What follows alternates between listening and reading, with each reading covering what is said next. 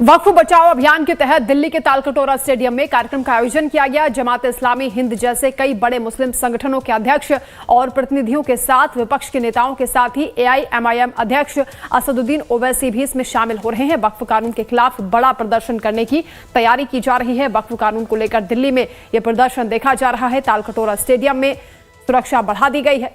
मुस्लिम league के साथ ही विपक्ष के भी कई नेता इसमें शिरकत कर रहे हैं, जो कि कॉन्फ्रेंस रखी गई है। वक्फ कानून के खिलाफ तमाम मुस्लिम संगठन यहां पर इकट्ठा हुए हैं। दिल्ली के तालकटोरा स्टेडियम में ये तस्वीरें आपको दिखा रहे हैं, जहां सुरक्षा कड़ी कर दी गई है। आज वक्फ को लेकर all India Muslim personal law board जो है वो कॉन्फ्रेंस करने वाला है और इसमें बड़ी संख्या में मुस्लिम समुदाय के लोग जो है वो शामिल हुए हैं।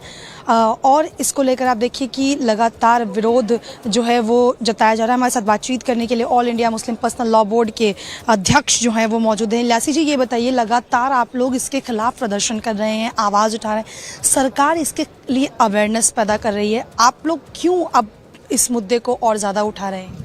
सरकार अवेयरनेस पैदा कर रही है, हम भी अवेयरनेस पैदा कर रहे हैं, और क्या फ़र्क पड़ता है?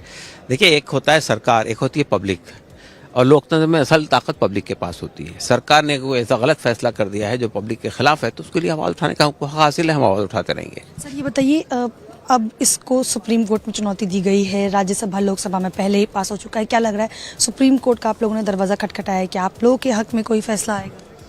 हमें यकीन है, इसलिए कि सुप्रीम कोर्ट बुनियादी तौर पर ये देखेगा कि जो कॉन्स्टिट्यूशन के जो राइट्स है, फंडामेंटल राइट्स, उसका हनन तो नहीं हुआ। सुप्रीम कोर्ट ये देखेगा कि इसके अंदर कोई डिस्क्रिमिनेशन तो नहीं हुआ। सुप्रीम कोर्ट ये देखेगा कि एक पर्टिकुलर कम्युनिटी को वंचित तो नहीं किया आपने। तो ज़ाहिर इस बुनियाद पर फैसला होगा, और हमें यकीन है फैसला आना चाहिए हमारे हक में। एक आखिरी सवाल सर, इसको लेकर आप लगातार सेव वक्फ कॉन्फ्रेंसेस कर रहे हैं, आगे आने वाले दिनों में इसको लेकर और क्या कुछ होने वाला है? देखिए, ये तो अभी 3 महीने का प्रोग्राम हमने बनाया है। ये 3 महीने तक लगातार चलता रहेगा ये प्रोग्राम, और उसके बाद जो है हमने यानी सुप्रीम कोर्ट के में भी हम गए हैं, और हम पब्लिक के दरमियान अवेयरनेस पैदा कर रहे हैं, और अवेयरनेस पैदा करके हम पब्लिक को ये कह रहे हैं कि वो इस कानून के खिलाफ आवाज़ उठाए, यहाँ तक कि कानून वापस हो जाए। बातचीत करने के लिए शुक्रिया। कैमरा पर्सन कपिल के साथ Shalini Jha, live times Delhi. All India Muslim personal law board के प्रेसिडेंट हमारे साथ बातचीत करने के लिए मौजूद हैं। सर, आज आप लोग सेव वक्फ को लेकर यहाँ पर कॉन्फ्रेंस कर रहे हैं, इससे पहले भी हमने देखा कि लगातार आप लोग आवाज़ उठा रहे हैं, क्या संदेश आज? संदेश यही है, मैं मुल्क के तमाम, सिर्फ मुसलमानों से नहीं, तमाम अक़लियतों से, इंसाफ पसंद हिंदू भाइयों से, संविधान पर यकीन रखने वाले लोगों से हम अपील करते हैं कि इस मुल्क में इंसाफ कायम होगा जब मुल्क के संविधान पर अमल किया जाएगा। बहुत अफसोस की बात है कि हमारी मौजूदा गवर्नमेंट ये मुल्क के संविधान के बजाय अपनी पार्टी के मैनिफेस्टो पर अमल करना चाहती है। हम सब मिलकर इसको रोकें, और उसकी एक अलामत है इस वक्त वक्फ का कानून। इस वक्त जो हुकूमत ने कानून बनाया है उसकी मुखालफत करें। सवाल से, सुप्रीम कोर्ट में मामला है, राज्यसभा और लोकसभा में पास हो चुका है, आप लोग को उम्मीद है कि आपके हक में फैसला आएगा?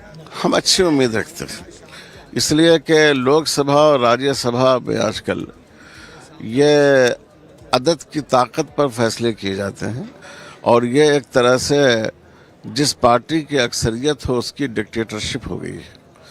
लेकिन हम कोर्ट से ये उम्मीद रखते हैं कि वो इंशाअल्लाह इंसाफ करेंगे। शुक्रिया। कैमरा पर्सन कपिल के साथ शालिनी झा, लाइव टाइम्स दिल्ली।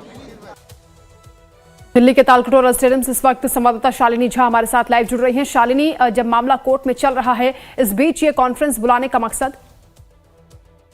ये पुलिस स्टेट बना हुआ जो उत्तर प्रदेश है, मेरठ का अभी का इंसिडेंट जो अलग प्रोपेगेंडा दिखाया गया मुर्शिदाबाद का, वेस्ट बंगाल के अंदर। शालिनी, क्या बताया जा रहा है कि ये जो कॉन्फ्रेंस रखी गई है, इसका एजेंडा क्या है और क्यों ये कॉन्फ्रेंस बुलाई गई है? कौन कौन से बड़े चेहरे इसमें शामिल हुए हैं?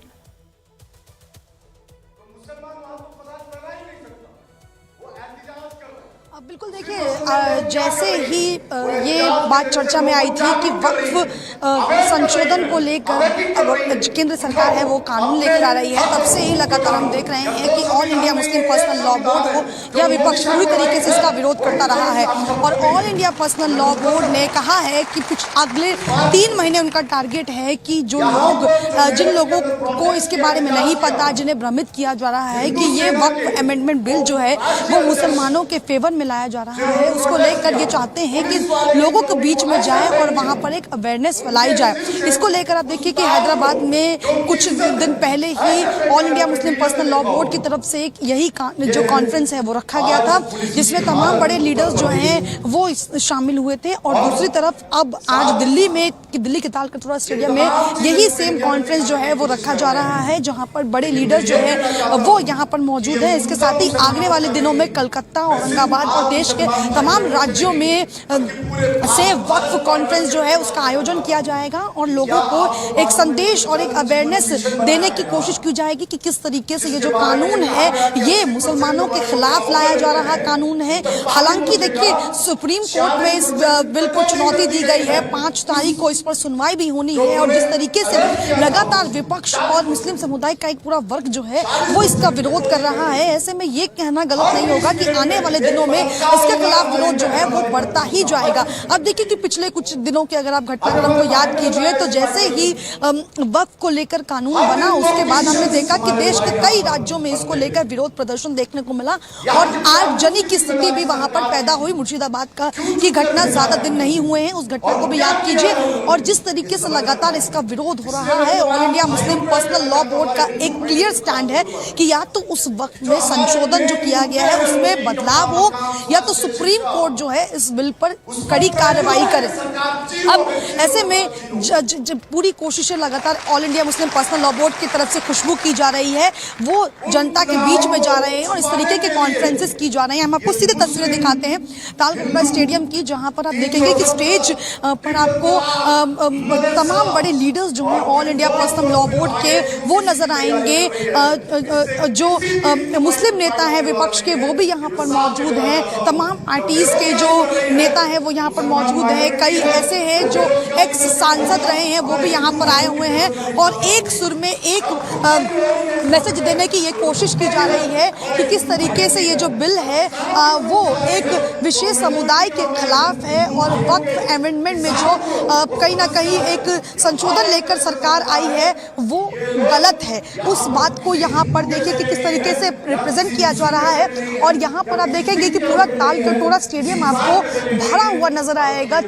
यहाँ पर दूर दराज से जो मुस्लिम समुदाय के लोग हैं वो यहाँ पर आए हुए हैं और एक एक कर जो इसका विरोध कर रहे हैं वो अपनी बात जनता तक पहुंचा रहे हैं। तो साफ तौर पर आप कह सकती हैं कि उनकी मांग बहुत क्लियर है कि या तो वो चाहते हैं कि जिस तरीके से बदलाव किए गए हैं उनमें और बदलाव इनके तरीके से हो, या दूसरा जो सुप्रीम कोर्ट का इंतजार है क्योंकि 5 तारीख को वक्त को लेकर सुप्रीम कोर्ट में सुनवाई शुरू होनी है तो सबकी नजरें वहां भी टिकी हुई है।